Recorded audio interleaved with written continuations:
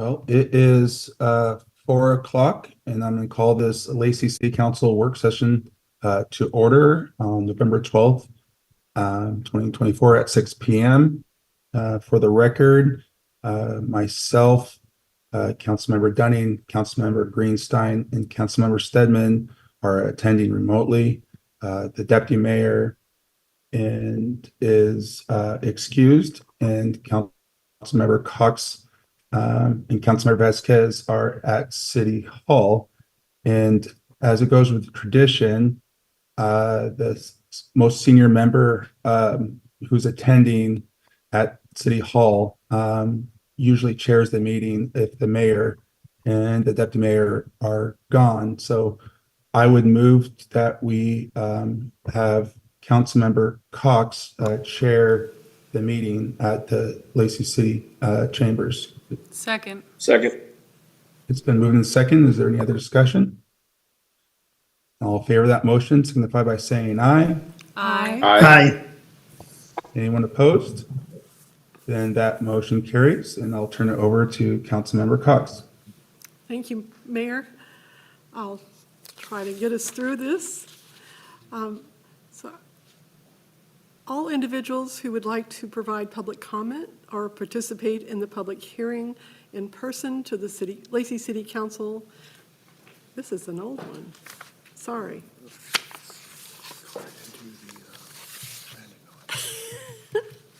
Sorry, I was given an old thing. So moving on right to the land acknowledgement. We, the city of Lacey, are on the ancestral land of the tribal people of the Treaty of Medicine Creek, including the Nisqually Indian tribe and Squaxin Island tribe. We acknowledge and remember those tribal people not recognized today who were absorbed or relocated into other tribes for survival.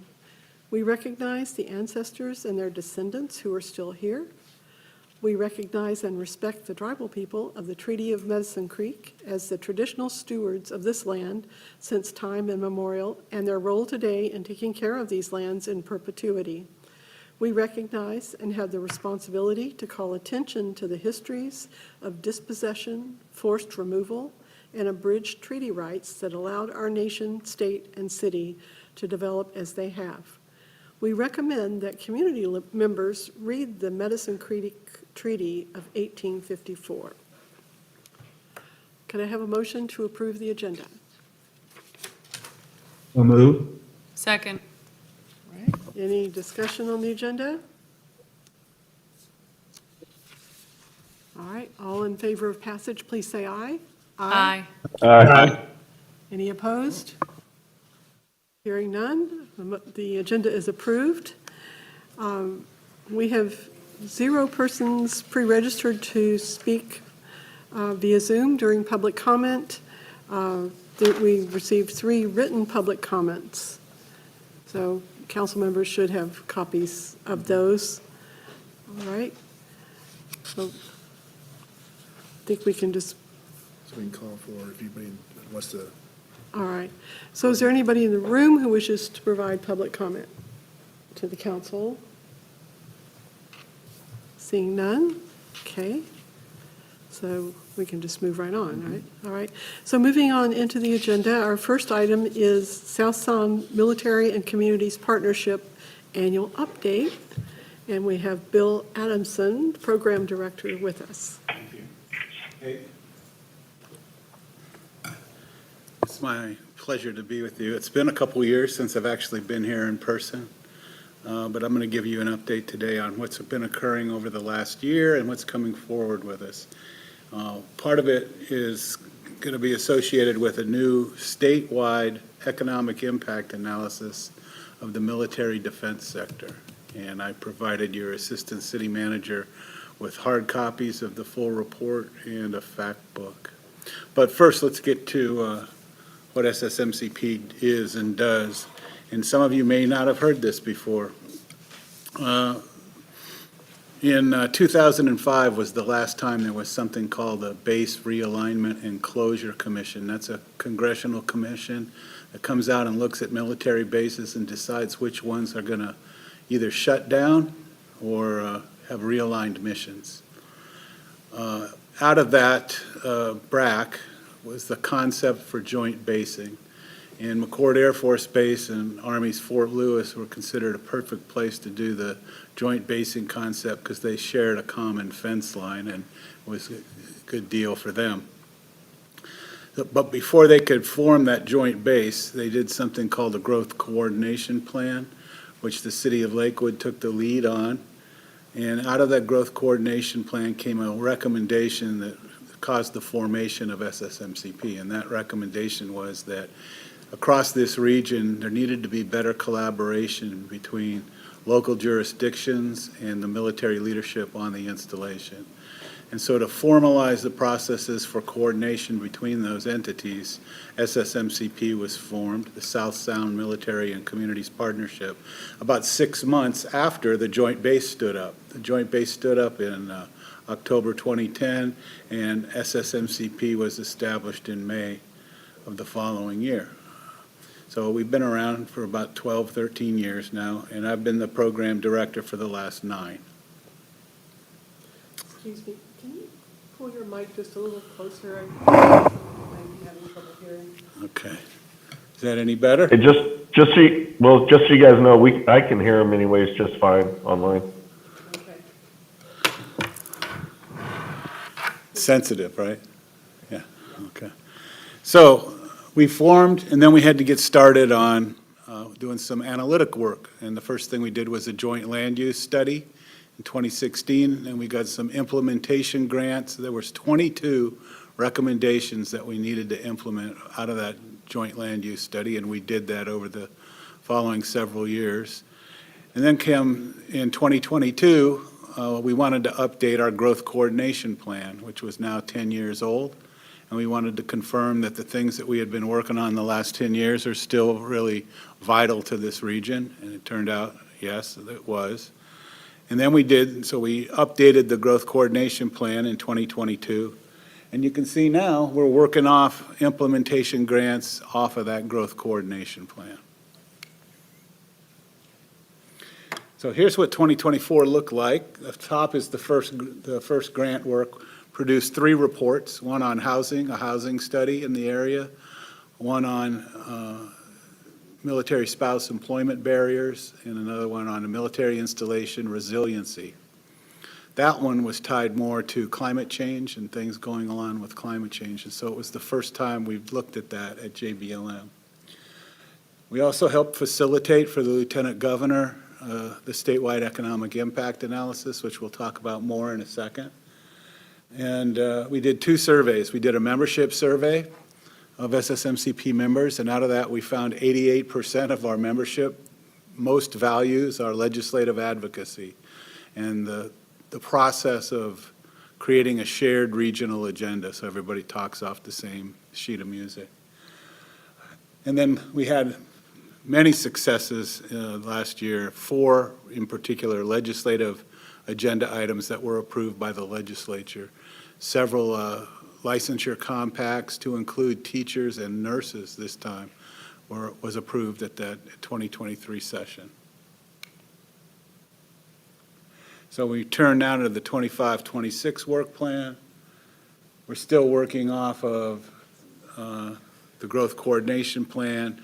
This is specific to the military installation resiliency review. There's 3 projects we're going to take on.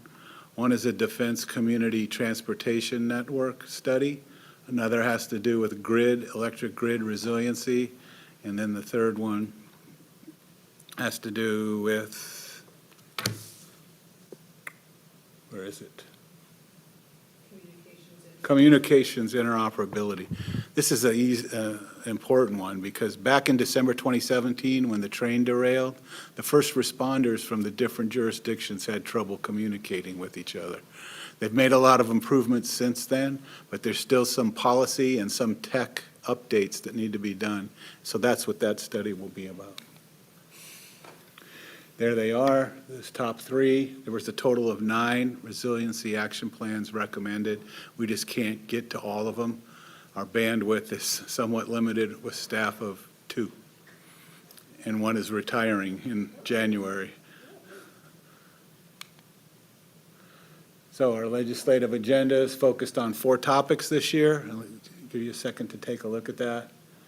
Military family quality of life is getting a lot of attention now with child care, barriers to spousal employment and whatnot, and housing.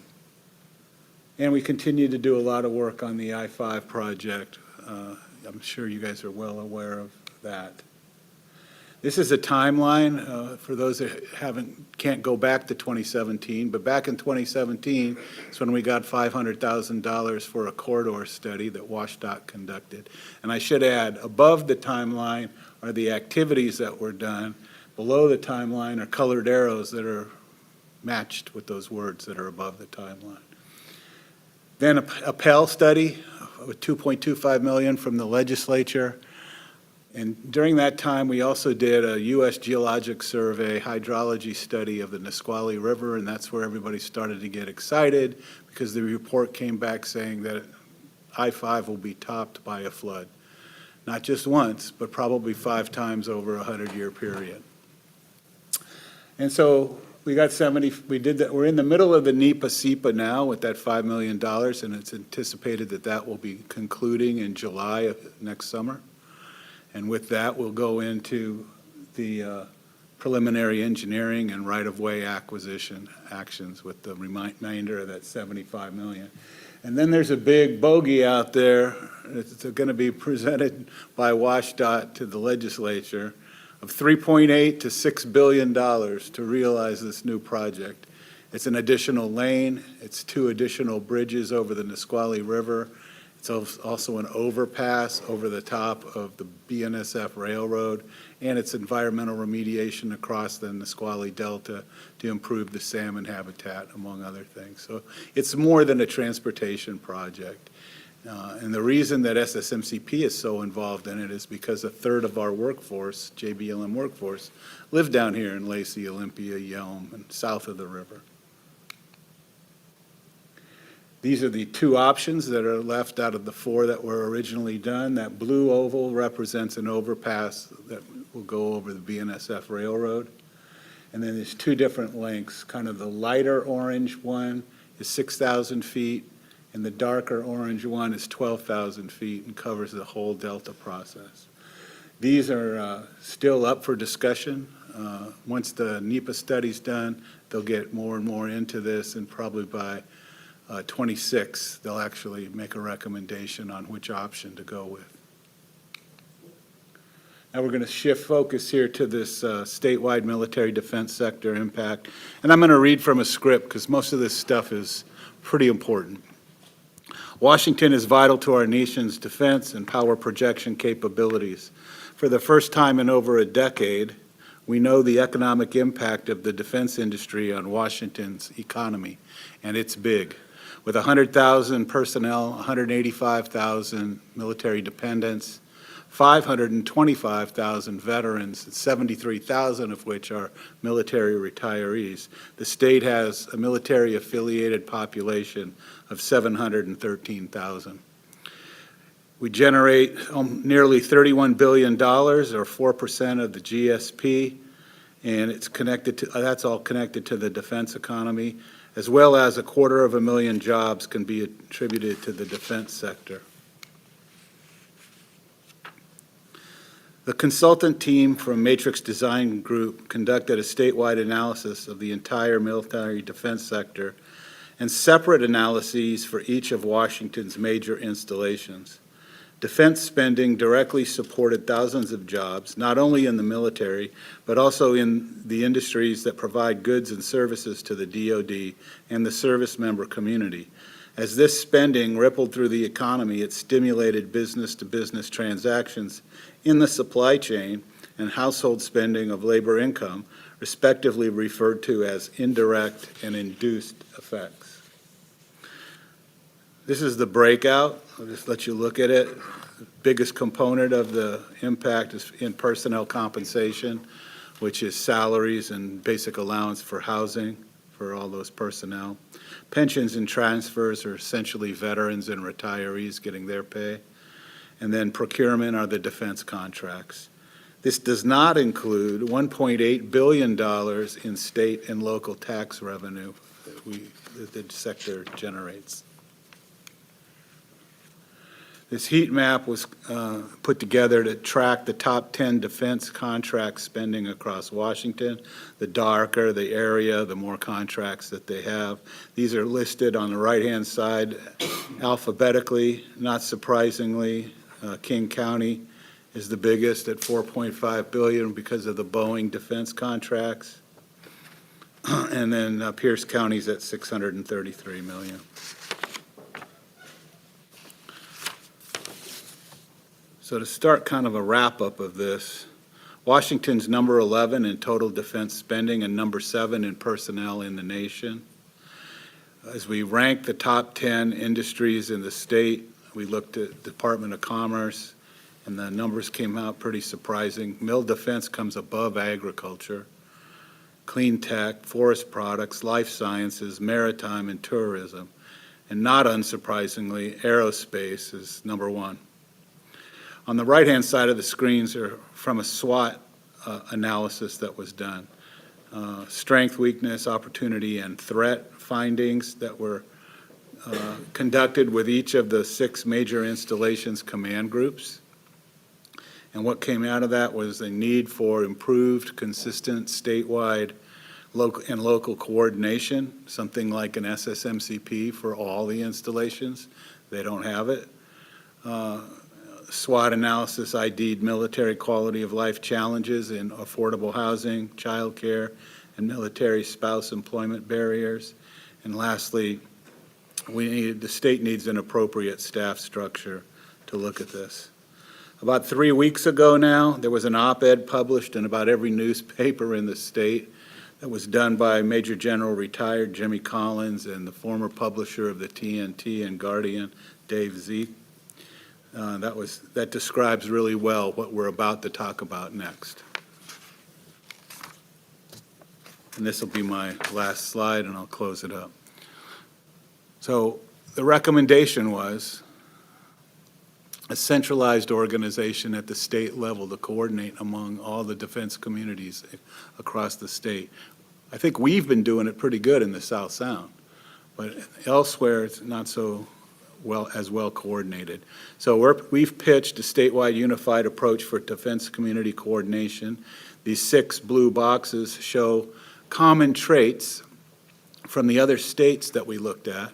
We looked at Virginia, Texas, Florida, California, and Connecticut. And they all kind of have the stuff that you see in these blue boxes. And we have an orange bar across the top there. This is done not inside of the Veterans Department or the Military Department for the state, and it doesn't involve the National Guard. This involves the federal installations and federal troops, and that's the way those other 5 states have done it. Here in recent years, DOD's been pushing something they call military enhancement committees. They have become increasingly valuable over the last 5 years as DOD has begun assessing community support for installations when deciding where to commit DOD funds and assign missions, military missions. So Washington can best help local MECs by providing startup assistance, whether that be in the form of funding or organizational support. Oh. I don't know if I have enough time to do this. Do I have enough time? I can do this in 2 minutes. 3 slides, yeah. Yeah, sure. So we just did a business survey. I wanted to compare it to what we did in 2019. So very similar numbers in response volume, a little lower this year in business operator response. But the big change is, down at the bottom, they're highlighted in yellow. Most of the people that took this survey, 63.4%, don't really have any idea the economic impact of JBLM on the region. So JBLM attracts talent in the region. For every time there's a PCS move or there's a permanent change of station or an ETS, expiration term of service. That's when somebody gets out and decides they're going to go back home. Half of those people stay here. So every year, we're getting about 2,000 people that are now getting out of the military and staying in the South Sound. And the green box shows our respondent status from 2024. Actually, it's good that we had low numbers from active duty and DOD employees because we were really concentrating on businesses and civilian perceptions of JBLM. A number of people affiliated with JBLM, pretty similar, over 10 years in most cases. And then generating local business, most of these guys have bought a car, a house. Some have bought RVs, boats, and investment property. So if you look at across the board, how much of my business revenue is generated by JBLM? That's the question. And 62.77% of those respondents said only 0 to 10% of my revenue comes from JBLM. Just track this down. So there's my get off the station slide. And I just want to say that Lacey has been an executive leadership team member for over a decade. A couple years ago, you upped your membership dues. SSMCP exists on membership dues. Without them, we don't exist. So we're very appreciative of your $50,000 every year and hope to continue the relationship. So that's what I got today.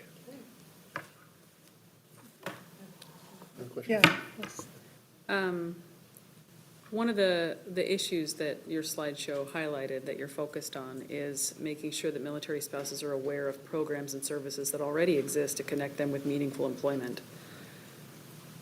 Got any ideas? Because I'm aware of some of the things that the state has been doing to try to make it easier for military spouses to get connected with employment, like recognizing credentials in other states, earned in other states, or Executive Order 1901, which expanded, not exactly veterans' preference, but it encouraged state agencies to remove barriers to employment for military spouses. So what more can we do to make sure that the spouses know that these resources and benefits exist?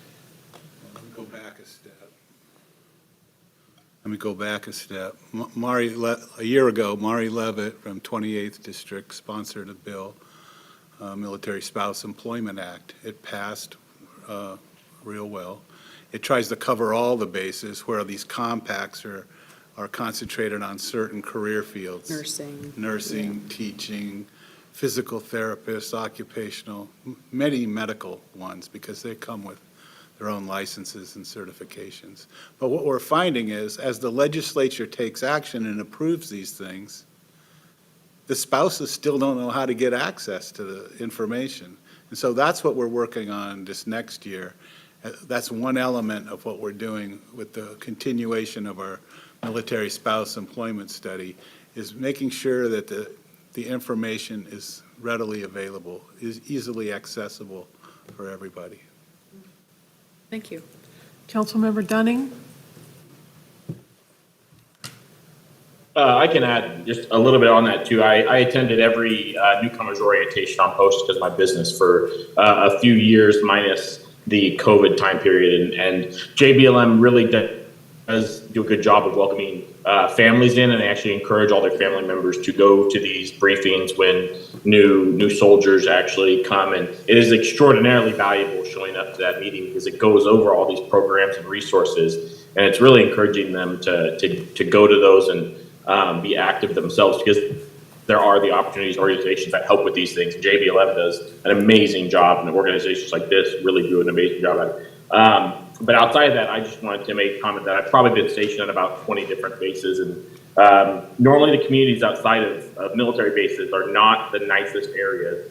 And I'm so impressed at how, as soon as I got here, how well JBLM does with the surrounding community. Lacey is one of the best cities outside of the military base, and what we provide than anywhere I've seen in the entire nation. Spanaway's been coming up, Parkinson, Lakewood has turned around its reputation, and it's because of partnerships and organizations like this that JBLM is one of the best places to retire in the military because we do a great job of supporting the military. So that's all I have to say.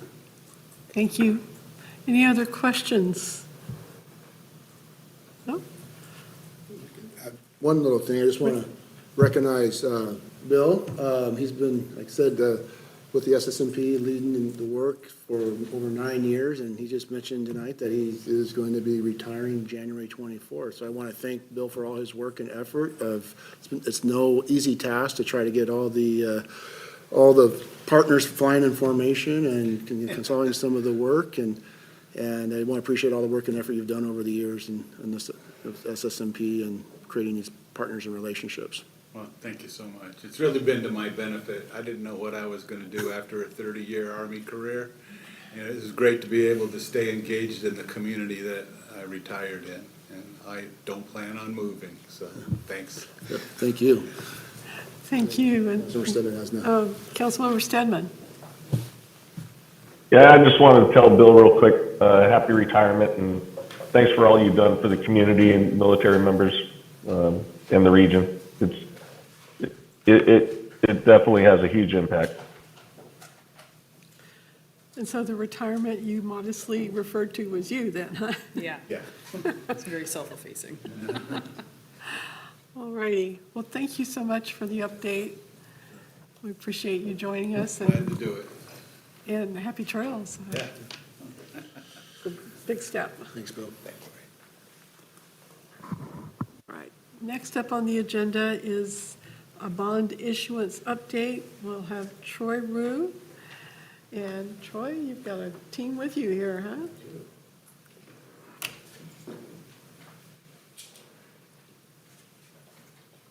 Please join us. We've got David. I'm afraid I'm going to murder your last name, but it's Tregesser. Okay. David Tregesser from Senior Vice President, Public Finance, D.A. Davidson and Company, and we have Stacy Amasaki. All right. Principal for Foster Garvey. And Troy, you want to take it away? Yeah, well, thank you for introducing our partners here. We're going to present a little bit of information, primarily focusing on the bond issue for the police station. We have an $18 million bond issue coming up here in a few months, so we'll talk a little bit about current market conditions, some of the steps that we need to take to conduct this financing. We'll talk about some tax and disclosure requirements, and we'll provide some key provisions on the ordinance that the council will be considering next week. Do want to recognize Dave and Stacy. They've been serving the city of Lacey for a long time. Every debt issue that I've been a part of since I've been here over the last 15 years, we issued revenue bonds in 2013. We've done 2 different ULID financings.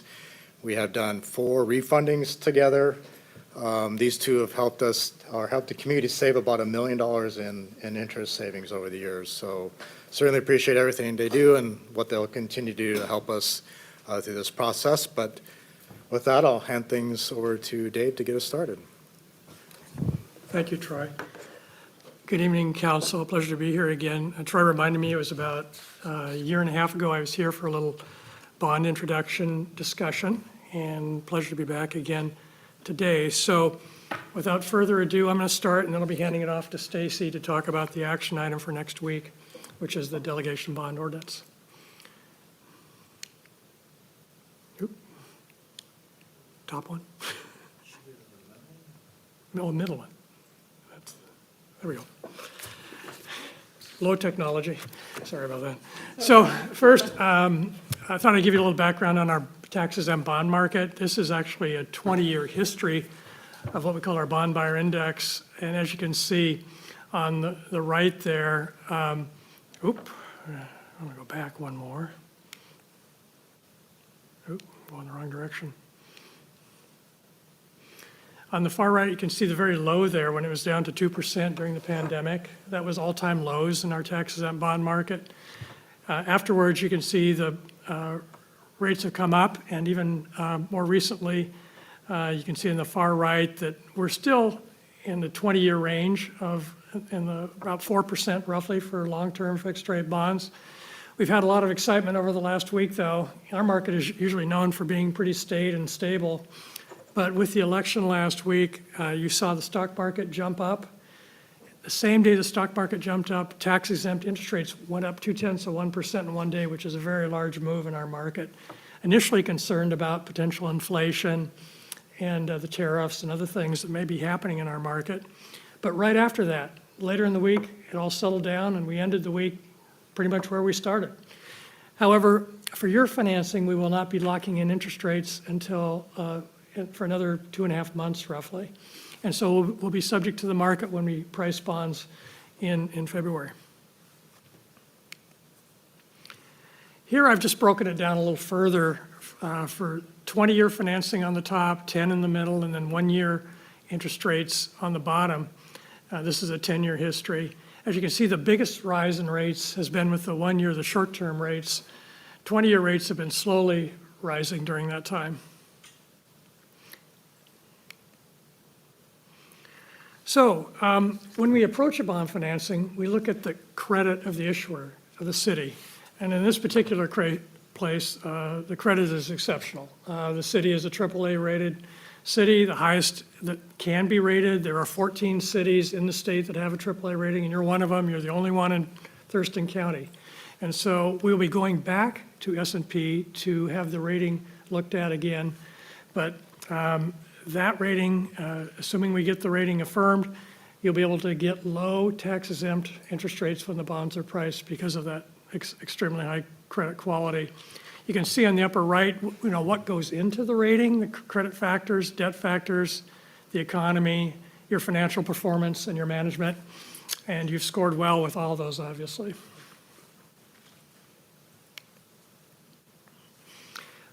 Once we have the bond rating, we look at various bond structures. We look at your needs, the actual $18 million that you'll need to fund for this project through bond proceeds, and put together a financing plan. And the financing team is already working on all these documents, and I'll show you the schedule here in a minute. First of which, we evaluate the length of term of the financing. It can be a shorter term, 15 years or less, or it could be a longer term. State law allows you to borrow up to 40 years for financing. You can see that the shorter the term of the financing, the less interest is paid. However, the higher the annual payments, just like a mortgage. 20-year is the most commonly used in Washington for long-term capital projects such as this, and that's the term that we're proposing for this bond issue. So here is a very preliminary, what we call sources and uses of funds. You can see at the top that between the bond issue and the premium amount, we net over $18 million and deposit to you in February, $18 million for your project fund. You can then use that deposit and invest it over the life of the construction schedule. So you could accrue some additional interest earnings for the project during that. Pay cost of issuance, pay the underwriting discount. You can see the sources and uses match. And right now we're assuming that we will close this issue on February 18th. That's the day that we wire transfer $18 million to the city for the project. This is kind of hard to see, a lot of numbers on this page. I'll just summarize a few of these. I mentioned that we're proposing a 20-year fixed rate financing. The principal and interest, the debt service, total debt service annually is shown on the right. As you can see, the first year for 2025 would be a little over $1 million. And because that's, it's not a full year of debt service. Thereafter, each year thereafter, be about $1.34 million per year that will be paid. And so, again, these rates will not be locked in until we price the bonds in early February, but this was a snapshot as of a week and a half ago.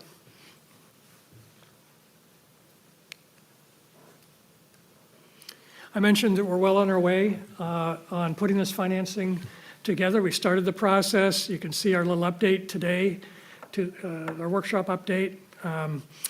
We'll be back on the 19th which is the only action item needed by the council, which is the delegation bond ordinance that Stacey will be talking about in a minute. We've been working on more disclosure information, having what we call a due diligence update. in early January, and then going back to S&P, as I mentioned, for that rating on January 14th. To be in a position where the rating is returned to us, and we actually quote price bonds on February 5th. That's the date that interest rates are locked in and finalized, all the numbers are finalized. And then we close the bond issue, in other words, wire transfer all the proceeds on February 18th to the city. That is our schedule. I know that city staff is working very diligently on putting together the disclosure updates that will be forwarded to Stacy. Here's our distribution list. You can see the fine folks at the city that are involved in this project. Myself and my team as underwriter. Stacy's group acts as bond and disclosure counsel. And then U.S. Bank is the designated registrar paying agent in Washington State. They act as for that role for this bond issue. So they're the ones that will be making payments to the actual bond holders. City wire transfers proceeds semi-annually to U.S. Bank, and then U.S. Bank takes care of paying all your bond holders and keeping track of all your bond holders.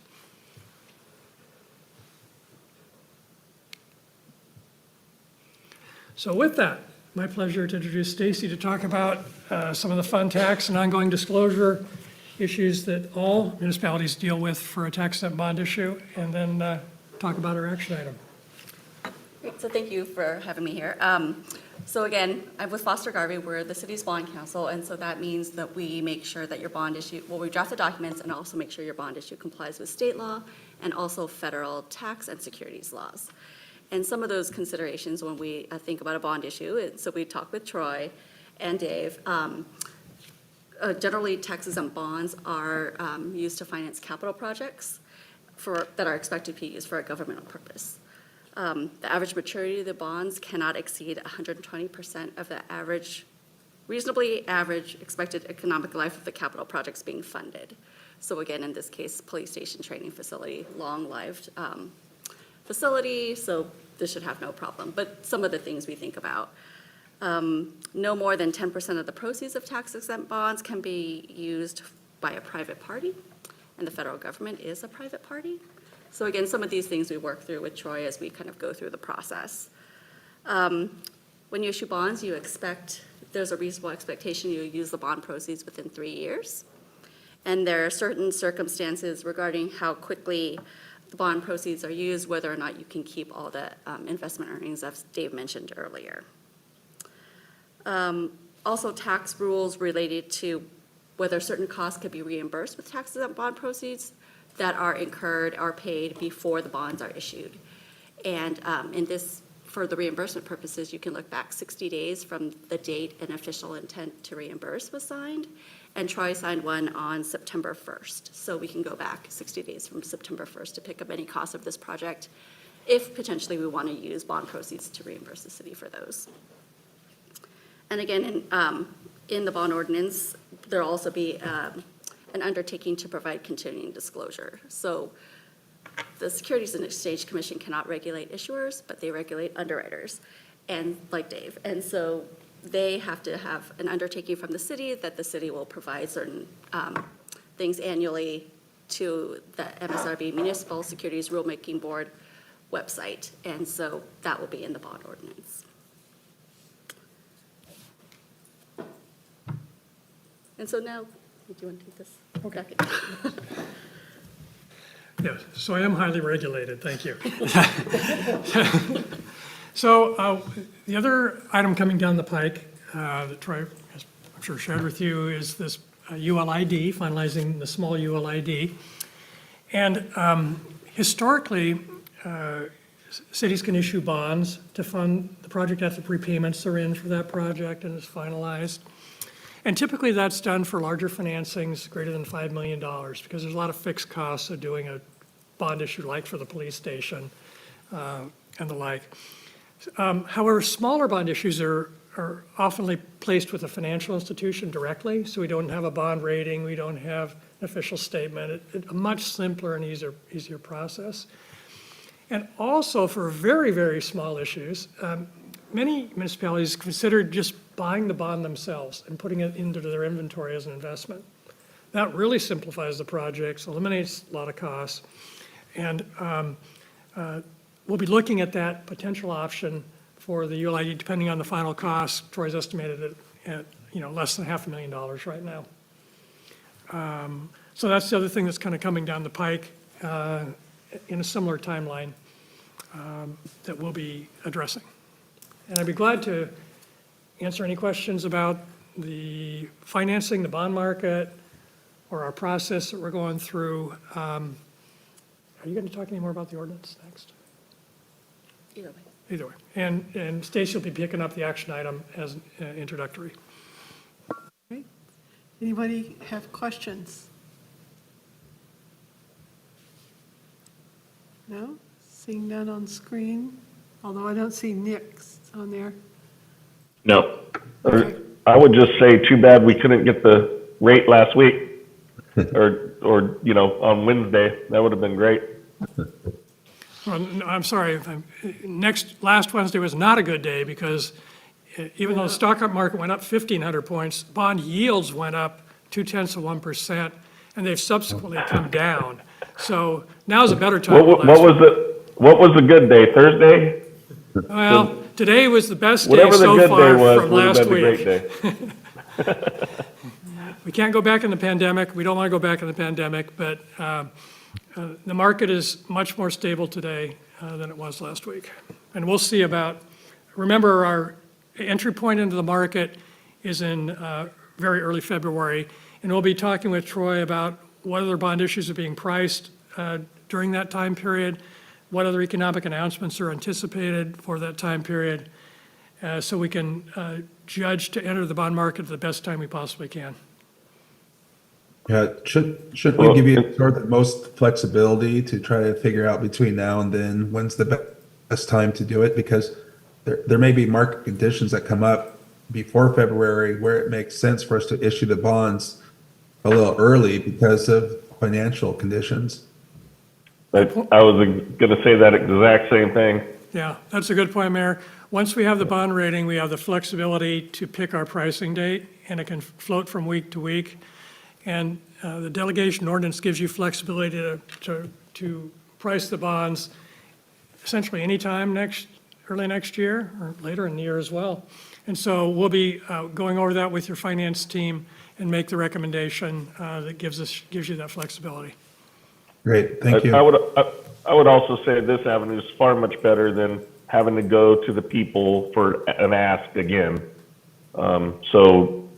Luckily we've been taking care of business and we can handle it ourselves. Yes, these are councilmanic bonds. The council approves them. They're also known as limited tax general obligation bonds. The rating agency looks at because it's the highest rating, you're going to get the lowest interest rate on that day for that period of tax-exempt bonds. So assuming we get the rating affirmed, and we'll be going through all the credit features as we get the disclosure documents updated, that will put us in good stead for accessing the market. Great. Stacy? But, we wouldn't even have this option if the city of Lacey wasn't doing its due diligence all these years by, being the watchdogs of the taxpayers' money, just being responsible. Sure. Before we close to the mayor's point, maybe I could hand things over to Stacy to talk about kind of the nature of a delegation bond ordinance. It does provide us the most flexibility to get the most financially positive situation for the city. So I'll turn it over to Stacy. Great. So the bond ordinance that will be coming before the city council next week is a delegation ordinance that will authorize the issue and sale of the limited tax general obligation bonds to finance a portion of your new police facility and training facility. They will be secured by the regular property taxes of the city. So again, not as mentioned before, it's not unlimited tax general obligation bonds. So not that you did not have to go to the voters and get their approval, but it also means that you don't get that excess property taxes. It's just from whatever sources of taxes you currently have will be pledged towards these bonds. And then whatever else you plan to use. So if there is REIT or other sources of funds, those could be used. So in 2011, state law changed so that the city council can authorize designated representatives to finalize the terms of the bonds. So we could go into the market at any day. It didn't have to be on a city council meeting date or with special notice. And in that case, since your 2012 bond issue, the city council has delegated to the city manager and finance director the ability to finalize the terms within certain parameters. And again, this bond ordinance does the same thing. And those parameters will be listed in the bond ordinance, but it is not to exceed a principal amount of 18.3 million, interest rate and true interest cost not greater than 6%, a purchase price of the bonds between 98 and 140%. The bonds will be issued no later than 1 year after the passage of the bond ordinance. So as Dave mentioned before, you'll have a year to issue them. And so if timing works better and works out for financial purposes, when you need the money, then we can kind of pick and choose from that. And will mature no later than December 31 of 2044. Can I ask a question? Please. So I don't know much about commercial finance, just personal finance, but I know that when I have a debt that I'm paying interest on, I feel incentivized to try to pay the debt down faster so that I pay less in interest. So is there anything that would keep the city of Lacey from paying our debt down faster should we end up with more property tax revenue than anticipated sometime in the future? And are there stipulations that would make that impossible for us with this bond issuance, or is that a thing that we could do? So there's usually, and in here will be optional redemption provisions, but usually that's 10 years out. And I think that's a, So we couldn't pay it down any faster than 10 years from the bond issuance, but it's a 20-year lifespan? Correct.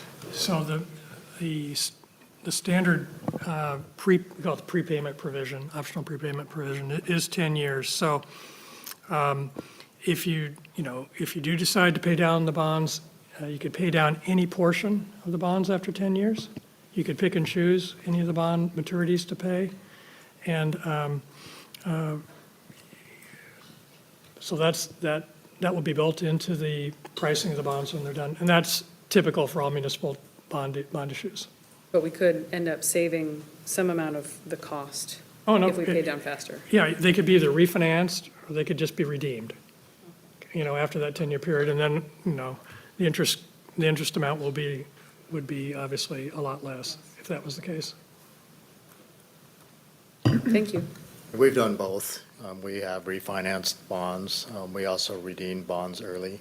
So, yeah, we really take a look at our financial condition at the time and what's most advantageous. If we had a rate in front of us that was less than 6% sometime in the future, we could refinance. Okay. Yeah, I mean, the 6% is the parameter, max parameter. In today's market, it's closer to low fours. So that's just in there for flexibility when you get to the pricing. Okay.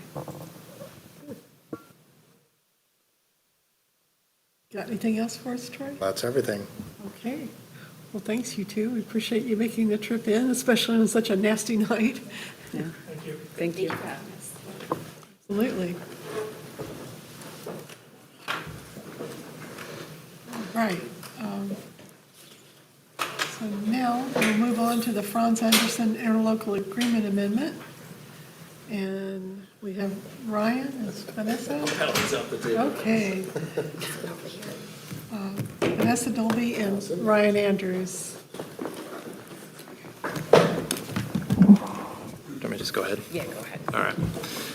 So in front of you tonight is a draft amendment to an interlocal agreement for your review. As a reminder, the original interlocal agreement was established about a year ago. This is for a project called the Franz Anderson Road Project in the city of Olympia. The project is actually a permanent supportive housing project, 71 units, 35 studio and 36 one-bedroom units. A little bit of background on this is that this first phase of this project is actually completed, and that was 50 units of temporary tiny shelters which have been installed on the site. And the idea with the Franz Anderson Permanent Supportive Housing Project is that people once the permanent supportive housing project has been constructed, the folks that are living in the tiny shelter village would then transition into the permanent supportive housing, and then people from Maple Court that are exiting Maple Court would actually go into permanent supportive housing at France Anderson Road. So it does give an opportunity for Pipeline. yeah, a much-needed pipeline within our community, so those people that are exiting out of the shelter situation have a place to go that isn't right into market-rate housing.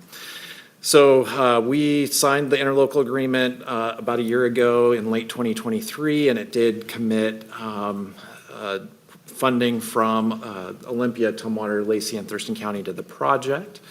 Lacey's portion of the commitment was $3 million of general fund money. The draft interlocal agreement will not change that commitment. However, there are a couple commitments that are being changed in terms of their funding sources, not the amounts. And that's with the city of Tumwater and Thurston County. And so that's the reason for the amended interlocal agreement. So both were funded through the American Rescue Plan Act of 2021. Those are called ARPA funds. And with some of the challenges around the construction timing of that Franz Anderson permanent supportive housing project, the timelines surrounding the ARPA funds that the ARPA funds will sunset prior to being able to be used through the Franz Anderson Tiny Road or permanent supportive housing project. So the draft amendment proposes to remove the ARPA commitments from the Tumwater and Thurston County sources and replaces them with other funding. And as I mentioned, the City of Lacey's commitment for $3 million of the general fund does not change as a result of this. Again, it's just really related to changes on the Tumwater and Thurston County side. Essentially all the other terms of the interlocal agreement are the same. There's some minor amendments surrounding those, how those dollars work, but or get funded, get transferred, but the major parts of that interlocal agreement are staying the same. So with that, happy to answer any questions that you might have. So hoping to get this in front of the council at the meeting, at the December 3rd meeting for action. At the council's option, if you would like, we'd be happy to put this on the consent agenda item so that we could just get this in front of you as a consent agenda item if the council agrees to do that here tonight. All right. Do I I'm hear- fine with the council, with the consent agenda. Likewise. I have a Yeah, question, I am though. too. Mayor? Yeah, that's fine. Okay. Fine by me. Eleni, okay. You're cool with it too, and Nick? Yeah, like I said, I was just really just trying to find out what differences, if any, were on it, and it didn't seem like there was large differences when I read through. So yeah, that's all I was really looking at. Then I think you've got a thumbs up. I have a question. Yes. So, in addition to, we're running out of time to spend those ARPA dollars, which I think is part of what's driving this change, does use of general funds instead of ARPA dollars also give us a little bit more flexibility in how we use the money? Because the ARPA dollars had some specific restrictions. It had to be somewhat tangentially related to the COVID pandemic, right? So this actually maybe gives us a little bit more flexibility with the project? It does in terms of that funding. The thing to recognize, though, is that there still are some timelines with the project being constructed that we all still have to abide by. I think in the agreement it says by the end of 2026. So while it does give some flexibility, it's not like it just can go on forever and the general fund or the other commitments just keep rolling along. Nor would we want it to. Right. So, but, the good news is those funding sources are much more flexible than the ARPA dollars were originally. Okay. Yeah, I think we're going to have a conversation if we go through another legislative session and this project is not funded with state dollars. We're going to have a conversation with this council what we're going to do with our dollars going forward, because we just can't hold on to these dollars and not put them towards a project that is, going to our priorities as a city, which is having more, permanent supportive housing. And we also know that Maple Court is coming up sooner than later, and there's going to need some transition dollars to make that happen. And so I guess we'll know by next legislative legislative session. If this project goes forward and it does, that's great. You know, we've been there and we're supporting it, but if it doesn't, then we need to think about maybe reallocating those dollars, you know, to a project that we know will be successful. Yeah, and just as a reminder, it sounds like the council's aware generally, but that this was not funded the last cycle. I think that's through the Housing Trust Fund. So Why it hasn't progressed. yeah, so that's why now we're back, because the original thought was it would have been funded during the last cycle. It wasn't. So those dollars with the timelines associated with it have issues. Okay. So it looks like we got a plan. Yep, so. Consent agenda, what's up? Yep, What's so we'll add it to the consent agenda at your meeting at December 3rd, and we'll report back to the other partners, just that the council is on board, and so we don't see any issues coming from Lacey on this, so I can report back to the other jurisdictions. All right. They'll be happy. Yeah. Thank you. All right, I'm gonna stay. Because Sarah's coming. all right. Thanks, See you later, Ryan. All right.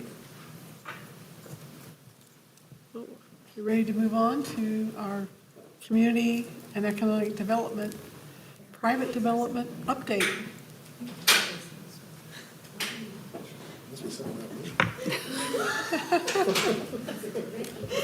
It's just everybody's good side. Sat by Rick for enough years.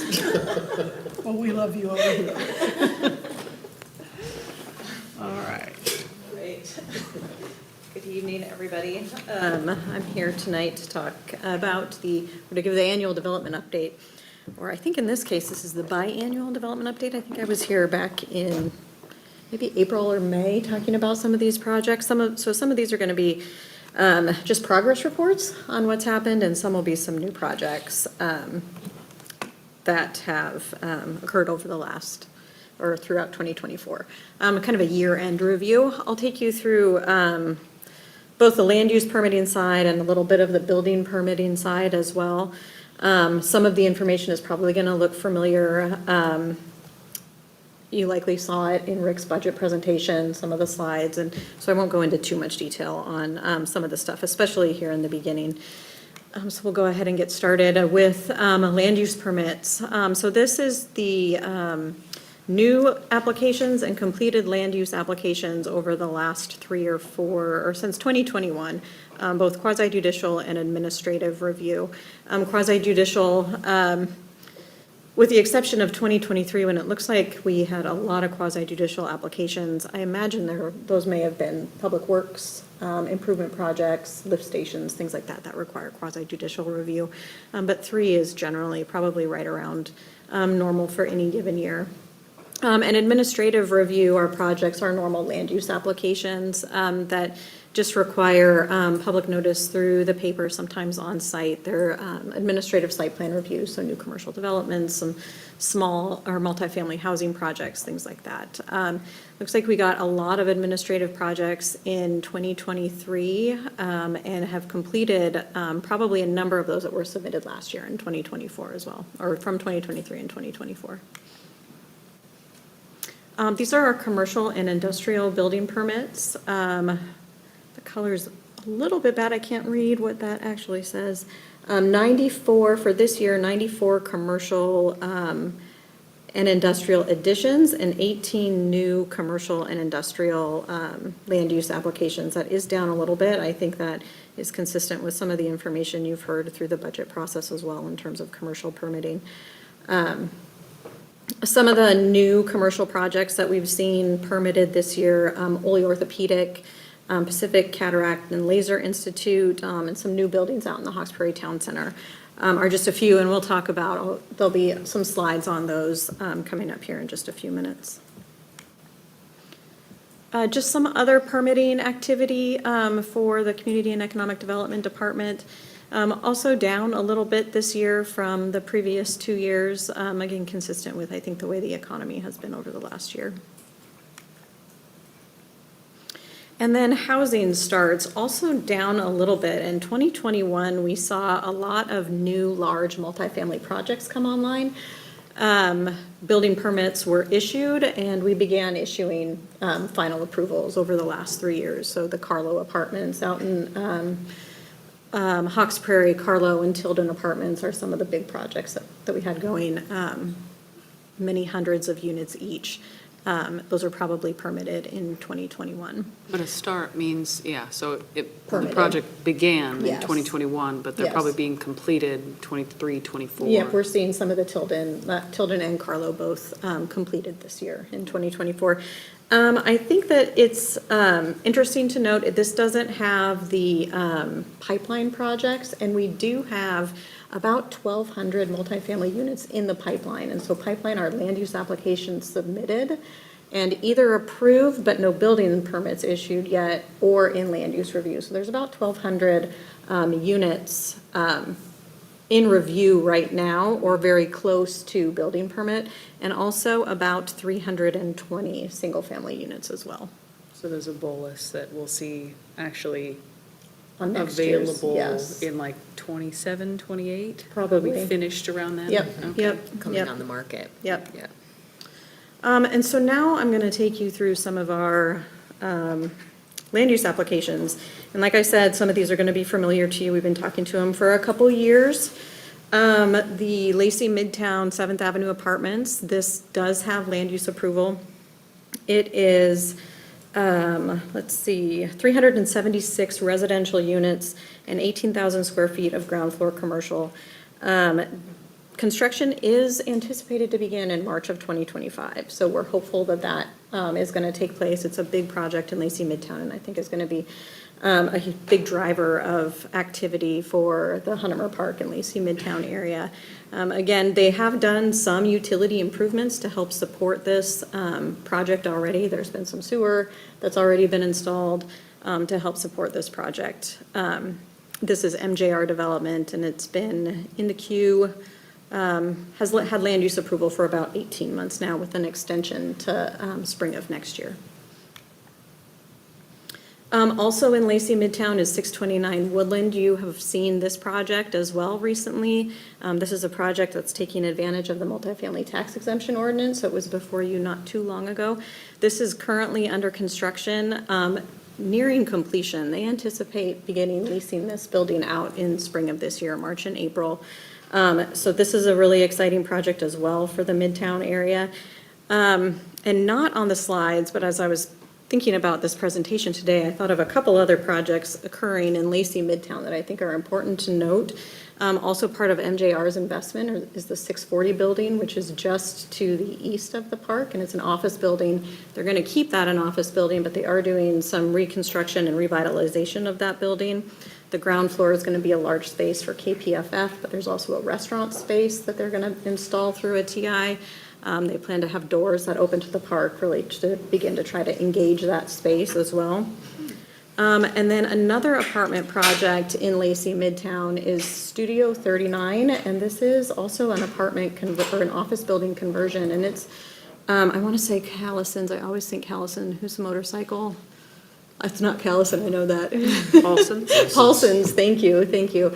Just to the north of Paulson's and across the street from the Veterans Hub, it's a 43-unit studio apartment building that's in land use review right now, that's coming on in Lacey Midtown. So all told, since 2021, when the Hub Apartments came on in Lacey Midtown, let's see, I had 650 apartment units are from 2002, if these apartments get constructed in Lacey Midtown. And I think that's going to be really a big deal for our little Lacey Midtown redevelopment and revitalization programs. So it's pretty exciting.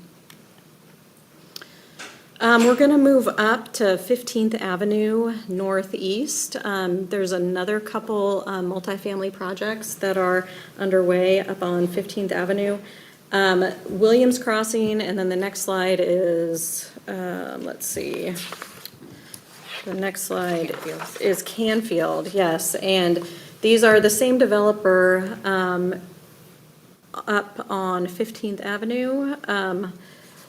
And let's see, it is We've seen a ton of residential growth in this area recently. Last year, Modera Apartments, immediately across the street from this, redeveloped or developed. That was a large number of residential units. Bradley Park on 15th Avenue.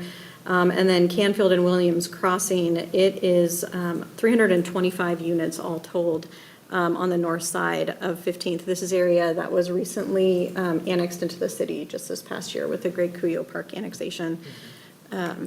That's Williams Crossing, and then that's Canfield. Greg Cuyo Park borders to the north. So we're going to move a little bit away from residential for a minute and go to some commercial up on in the Hawkesbury area, in the Hawkesbury Business District. This project has been, the Hickory, it's been around and kind of slowly moving towards construction for a number of years. And this year we issued the permits for Ole Orthopedic, which is a 25,000 square foot surgery center, orthopedic and surgery center, and Pacific Cataract and Laser, and that's around 18,000 square feet. There's space on the site for additional commercial uses, so these two are just the beginning for this site. This is Kaufman Brothers Construction, who owns this piece and is developing the site. Immediately next door, we have the first of 3 hotel projects that are going in on the north side of Interstate 5. This is the Residence Inn by Marriott. This is at Britton Plaza, and it is 128 units or hotel rooms. Additionally, at Britton Plaza is the corner piece. Let's see. This is where the hotel will be. But there's some additional development going on at Britton Plaza as well. Down along the frontage of Britton Parkway, there's a 12,000 square foot spec commercial building to kind of round out what's happened out Britton Plaza. And we also have a pre-submission conference in tomorrow for the center building, which is proposed to be a bank and as well as some corporate offices for that bank. So that is a project that's been around a long time too, and it's nice to see that the construction on that is getting closer to completion. And we'll go north briefly to DBATS. This is another local developer, Marty Betchart, this is about a 40,000 square foot warehouse building. About half of it is going to be for the commercial for DBATS, which is commercial recreation up in this area. There's been some interest in the other half of the building to expand the pickleball scene in the city of Lacey. Remains to be seen whether or not that will happen, but there is some interest in this building for that use as well. Oh, whoops.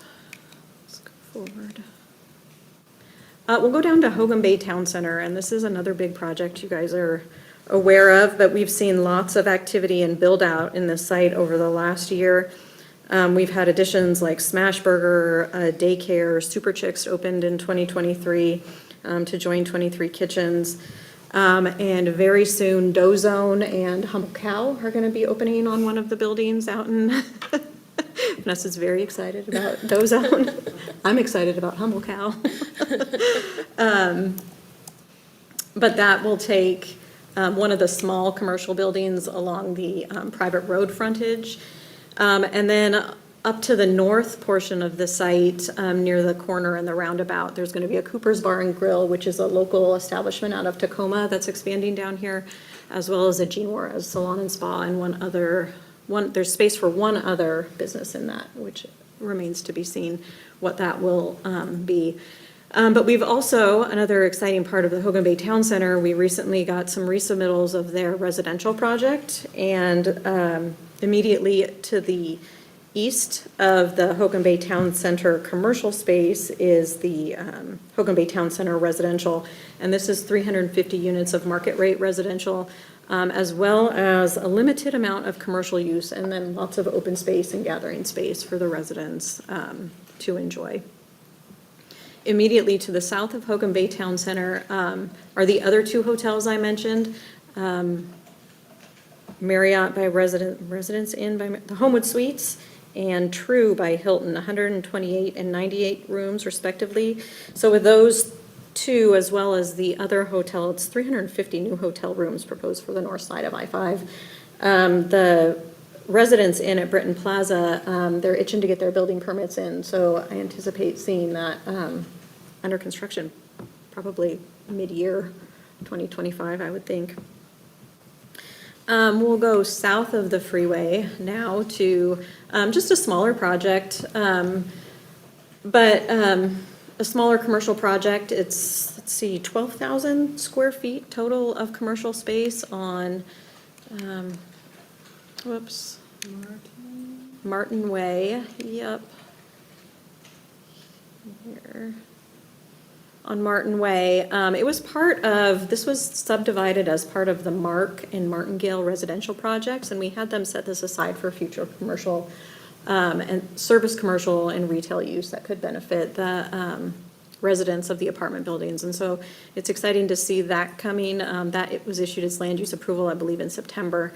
And at this point, it's just spec, but hopefully we'll get some fun use for the residents up in that area. Sarah, what is the big green oval? That is, Ridgeway, or that is Ridge. River Ridge, Ridge that's Track, what it yeah, is. I'll show you. Yeah. This is the River Ridge High School modernization, and that's the track as it is currently. Right. They're in the middle of a 5 to 7 year modernization program.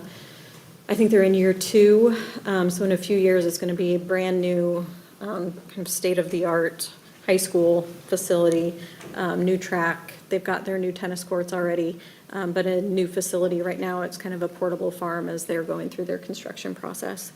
I thought it was the track. I was just trying to Yeah. get the proximity Yeah. to the school there. Let's see. We still do have some single-family, a few parcels left for some larger single-family development, and 2 out in the northeast area, Monarch Meadows and Morel Meadows. These are both D.R. Horton subdivisions. This first one is Monarch Meadows, and Monarch Meadows is, let's see, 133 single-family lots. They're in still the early stages of land use planning, initial routing of review for the subdivision design. They've been working with staff to get a nice design, save some oak trees, really work on their open space and sensitive area, saving the sensitive areas as well as providing a design that will be nice for the residents once it's constructed. So this is D.R. Horton. Morel Meadows is another D.R. Horton project. This received its preliminary land use approval, I think in February of this year. And this is the site of the old mushroom farm.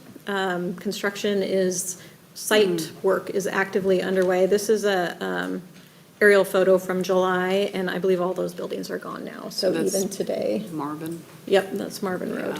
Yep, even today, it's different than what it was in July. So active construction on site, very different out there without the mushroom farm. How many units is that supposed to be? That one is 179 single-family units. They also went through their paces and saving some sensitive oak habitat out on the site, and preserved a lot of really nice open space and some good trees, especially around the edges of their site. I mean, I feel like it's worth just mentioning that one of Lacey's goals for our parks is that a lot of our residents will be close to, like, walking distance to our parks. And so it's not just developing and building more parks, but also creating housing near parks. And this is right across the street from the RAC, which helps us kind of get to that goal of increasing the number of our residents proportionally that can just walk right across the street to a park, Yep. which is nice. Yes. Would be a nice neighborhood. Yeah. We'll go a little bit further south towards Carpenter Road. This is the Lodge PRD and site plan review project. This is another local developer, the Powell family. This is 78 units of garden-style apartments that were approved. So they originally got a site plan review approval for, I think, 78 units and went through the planned residential development process, which allows a bonus density and got that bonus density approval through the hearings examiner just this past month in October. There's the bus Oops, depot there sorry. on that map. It's pretty close to there, isn't it? Is it right above it? Is that where the bus depot is for the North No, Thurston? different part of, I realized as I'd already started talking that I had maps for everybody. Yeah, I'm looking at the Are you? map, Okay, yes. okay. Trying to figure out how that, where that relates to the bus Yeah. depot. I guess The it's bus further- depot is the, It's the yes, it's turn. further south. Oh, yeah, I Yep, see yep. it. I see now. Yep, further south down past. That's across the street from the Malibu Yes, yes. houses. Yep, Okay. exactly. Exactly. Jeff Powell's group also built these apartments a few years ago as well, Serenity Apartments. They have some live-work units as well as some commercial on the ground floor. They're not going to do the live-work units in this space. Let's see. And then Carpenter Road multifamily, now the bus barn is right across the street from this one. Okay. And this is 78, again, garden-style units. It was once affiliated with Roulan. I believe that ownership, they no longer have ownership of this piece. I think it's just regular market-style apartments versus age-restricted at this point. And then Schneider at Hicks Lake, and I know everyone knows this project. I put it on here just because it's now actually under construction. They got all their permits that they needed in order to construct the dock and do some land clearings so that they could begin construction of their buildings this spring. They can't build, they're under a winter water restriction? Wet weather restriction, thank you. Something with a lot of W's. Yes, winter weather wet. That's what we have for Oh tonight. my gosh, I know. Wet weather Wet restriction. weather restriction, thank you. A wet weather restriction. So between October 1st and I think May 31st, in areas where it's very sensitive soils and groundwater conditions, we have a restriction on construction, and so they're subject to that. And so we expect to see construction of apartments take place later this late spring. Intelco multifamily, there's not a ton going on in South Lacey. This is one of the projects, one of the few large pieces of property left to develop down in South Lacey. This is a 240 unit apartment complex, and this is down at Lacey Corporate Center. There's a small residential subdivision called The Point up here in the corner, and this borders that to the southwest and the Chehalis Western Trail. So they've got some connections to the Chehalis Western Trail in there. And as part of the CC or the covenants for the Intelco Plaza Commercial Owners Association, they're supposed to put a community amenity in. And so they are also including like a conference center and community amenity space in this development. Is that pretty close to the Jacob Smith house? It is. So Jacob Smith is going to be, so here's the new well. Jacob Smith is right. Oh, yeah, okay. Yeah, right there. Yeah, right in here. And this might be the last one. So Summer Walk Commercial is another commercial project that got its land use approval when Rick was still reviewing land use projects. That tells you how long ago. And I think this building actually probably represents build out of the commercial space. And so that's, I wanted to bring this tonight just to show you that this one is just about built out. This looks like it's going to be a portion of it anyway is going to be Buffalo Wild Wings to go and some other service commercial in the other portions of the building. There's one more parcel in the master plan up Hey. at Schrader Vista Park. Oh, okay. Oh, the church. If I place. can, if I may, Sure. I just wanted to bring light to that, the last development you just mentioned, that, you know, they were sitting empty for 20 years until we allowed drive-throughs. And I think one or maybe two at the most went in, and the rest don't have it. But that's why it developed, or it'd still be empty. At Summer Walk Commercial? Yeah.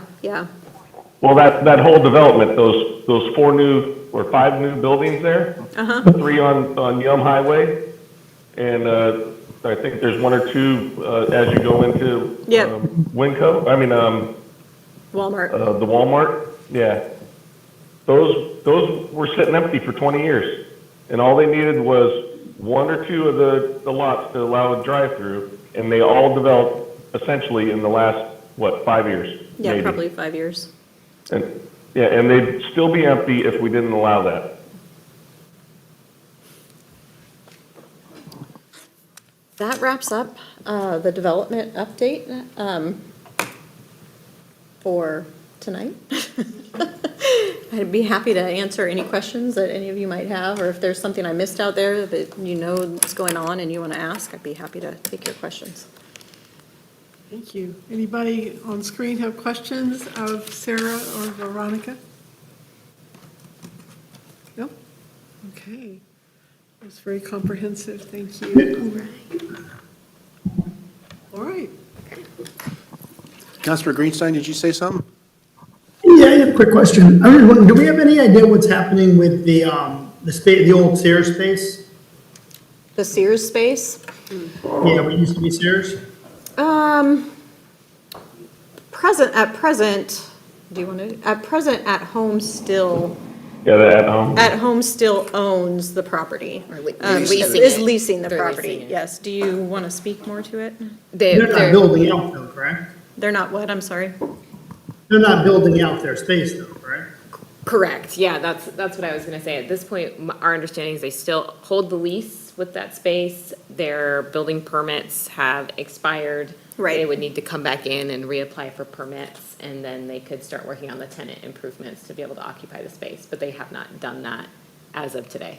What is interesting about that space at South Sound Center, Transform Code, who is the property owner for that piece, has submitted a binding site plan application to maybe do a subdivision of one of the, what could be a commercial pad out closer towards the freeway.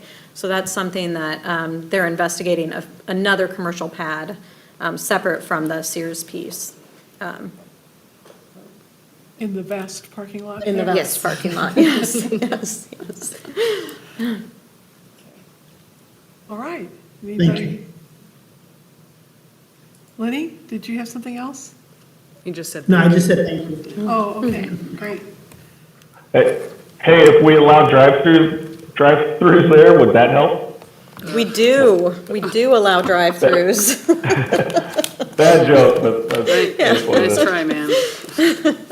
I would like an In-N-Out Just- burger, but I just- don't think they have a drive-through. Just as a little side note, going back in time, that's one of the emphasis of the Downtown 2000 plan was to try to transition from those type of uses. But, again, it's the mix and the design more than the use itself. So as Sarah and Vanessa said, that area, that district does allow drive-throughs, but now it's through the form-based code process, so it has a little bit different design standard and appearance than the 90s style. Look, hey, Rick, the main thing I wanted to point out about that was not all the pads winded up having drive-throughs. It was like 1 or 2 and the rest developed. And it was just, or they sat there stagnant and they'd still be stagnant if we didn't allow that. Well, and that was one of the locations. The other location was in Corporate Center, and it was just looking at the drive-through restrictions, especially in the Village Center master plans and community commercial. And it was a process that went through a zoning text and master plan amendment through the Planning Commission, I want to say around 2014, somewhere in that range. But yeah, it was looking at probably a little bit more flexibility, and it was looking at the design as much as it was allowing the drive-through use to make sure that it was compatible with the design standards of the Village Center. Also, with that Rite Aid shut down last thing I heard recently was they did get someone to lease that out, a national brand. So that might be, building might be back in again soon. We have heard that. We don't know what the user is, but it sounds like the property owner CDC has somebody that they're working with that could backfill that Rite Aid space. And we're actually meeting with them tomorrow, so We are. There we go. maybe more to come soon. Yes. All right. So is there anything else for the good of the order? Anybody? I would just say, Carolyn, you did a fine job You know, first one's the hardest, they say. Thank you. You have anything, Rick? All right, well, let's call it adjourned at 7:24 PM. Thanks, everyone. I guess.